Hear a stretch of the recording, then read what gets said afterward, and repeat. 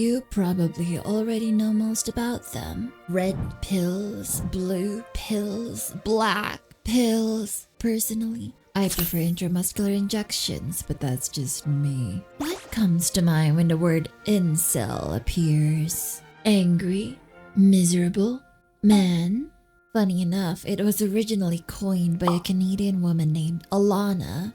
She created a website to be a support group for people having trouble dating-wise. It has since been hijacked, mutated, morphed into an inbred dumpster monstrosity we all now know nowadays. A realm of misogyny and angry young men. Keyword, angry. So if you're just a chill, lonely person, you're all good. A lonely person does not an incel make, in my opinion.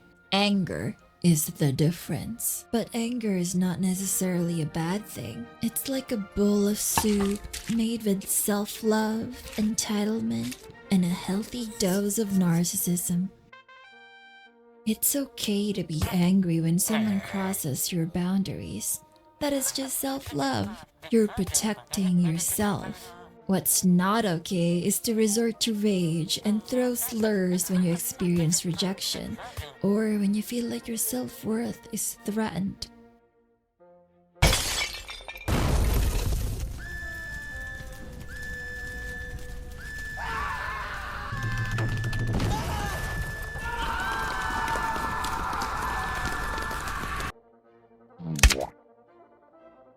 Excessive narcissism is like a failsafe to protect a person's last remaining drop of self-love. A last resort coping mechanism, grasping for any validation that'll keep their minds intact. You either cope or it's game over. Fun fact. According to studies, incels are actually on average left-leaning, sub-dog, but those guys are chill and boring and don't really make the headlines. So, following the rules of social media, we will focus on extreme representation of this demographic, the far right.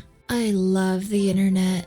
Center stage, the bad apples. What is really the dealio? Je ne comprends, je ne comprends. More importantly, who do we blame? And why is it transgenders with bright blue hair? Should women stop having rights? Should ugly people stop having babies?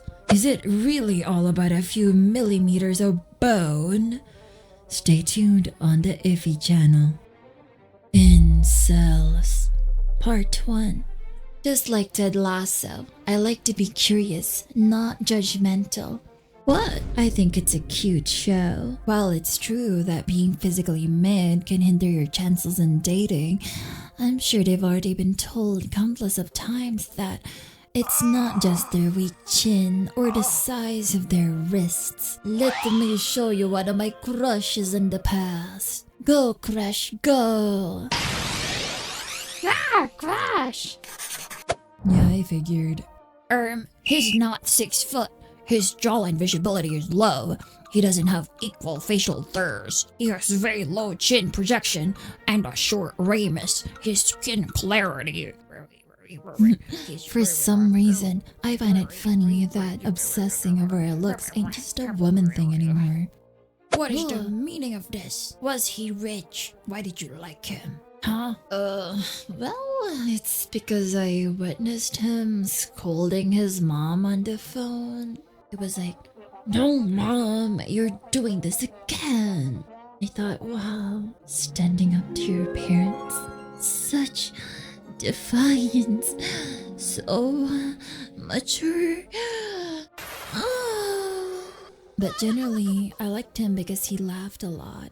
I liked him because he smiled a lot. I liked him because his eyes would disappear whenever he did such activities a lot. All of my crushes had one thing in common. They were ugly. No. They had good vibes. He didn't put all his focus on girls. We played video games. We helped each other. We had sleepovers. We ate pancit canton next building during our breaks. We had community. So no, he ain't ugly. He's fucking ravishing. Ruh! No back in a cage. So the point is, girls will have a crush on a fucking lamppost if it had good vibes? Or if it talked back to its mother.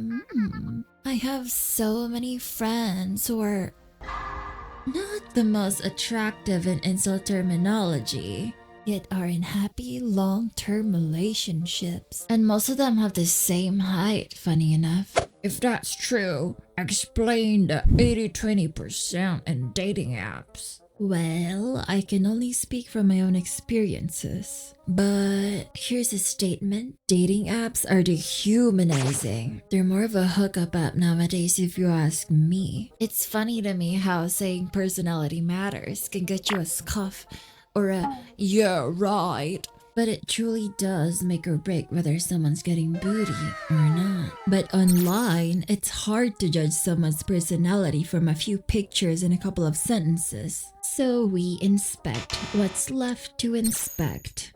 Appearances. So naturally, it becomes an unofficial contest of who has the best pictures. But proximity fixes that. That's why we grass touchers initially don't notice somebody at first, but spend a year together and suddenly they're the hottest person in the world. That's the underrated importance of community. Proximity. It reveals our personality way better than dating apps ever will. It's a game-breaking strat and gives even the most heinous beasts a chance. Back then, I asked myself this awkward, creepy question for my daily political brain exercise. I look at the men I'm fond of in real life and wonder, if I met them on dating apps, would I have liked them as much as I do now? Them showing up to the date, and I'd only see an awkward stranger. I'd most likely fail them in the personality test, just like everyone else have failed on dating apps. And I wouldn't have known their true personality that I know now. Conclusion, the answer is no. In order for a successful romance, friendship must be developed first. Plunging in the hot waters of romance too soon is detrimental. Developing emotional attraction is slow, and dating apps are simply too fast. And all of the men I met through dating apps never worked out. It's just not for me, I guess. And the one I met in real life, that was the only one that worked. I was shocked when my friend on Discord told me to just swipe right on everyone and hope for the best. I said, dude, I would get too many matches. I'm already at 1,000 likes. Dude, I'm lucky if I get at least one in a month. And that was a learning moment for both of us. And that's because a majority of men are lonely by socialization. And women, we got each other. That was the first thing I experienced when I transitioned. Female camaraderie is something I don't take for granted. Hence, we're not as desperate for company. No offense. But I'm aware of why they bring this up. Women are shallow. The only lesson here is it's difficult to look for love in dating apps. It's dehumanizing, a false advertisement of an easy alternative to community, but ultimately just takes away from it. No, I had community, I had friends, but I didn't get any women at all. Women are to blame because they rule us out without even getting to know us. You naive thing. What the? People might not translate all of these in an instant, but it will register as a danger sign. Intuition, set off even with the slightest, smallest mistakes. When you're a vulnerable, fragile, petite, 25-inch waist, 5'7" tall girl like me, you grow to be hyper-aware of any potential threats. Especially this generation that binges on crime documentaries. There is no room for sussy language. So when you've poisoned your mind with angry, entitled, defeatist, sussy shit, you will always fail at not being sussy. There is no getting to know you. Trust me, you're already known plenty. You make a stank face, you're out. You don't say thank you to the bus driver, you're out. You make an odd statement in front of the class, you're bagged, shipped, tossed around and dropped in the Pacific, you're out. Underestimate human intuition at your peril. It is a potent debuff. Minus 100 charisma. You've gotta be the world's best fake psycho to even fake being a decent person. And chances are, you're not him. I understand your pains and experiences are fair and valid. It's just that all of us have to let go of our baggage. Otherwise, it will keep destroying you and everyone around you. But instead, you have become one with the baggage. That is what the red pill does. No, I know everything now. The hidden truths of society. I am disillusioned and have faced the harsh revelation of life. I am enlightened, awakened. Your PC cuck politics are no match for my cold, hard truth, nuke rationality. Don't speak of edge to me, child. I've been edgy long before you were even born. You're dumb. I'm smart. You're not. You don't really care about any sliver of hope, any proof that you could be wrong. You've already decided to give up a long time ago, to get drunk in your spite and bubble yourself from reality, because when the game is rigged, all the blame leaves you, and you don't have to come to terms with your inadequacies. Being red-pilled is not a revelation, it's a coping mechanism.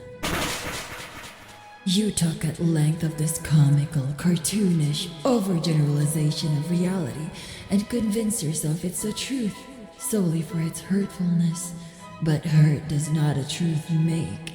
Life can be cruel, but life can also be kind. And you are but a child, unfit to make opinions about the world he's barely lived in. You've taken 2 steps into life, tripped, and decided that's all there is to it, while others managed to move past you with nary a leg to stand on. You sat idly by, cursing at every life that moved on and persevered, all because you weren't strong enough to do the same.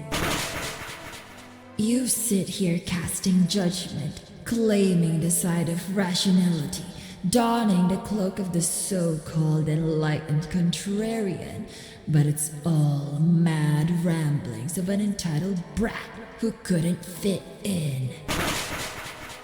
Rational, a claim that's merely an aesthetic to save face. You don't fool me, you're not fooling anyone. The only fool here is you.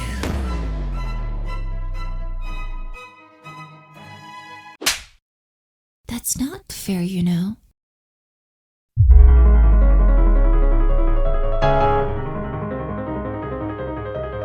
First of all, I am so sorry for leaving you all for 7 months.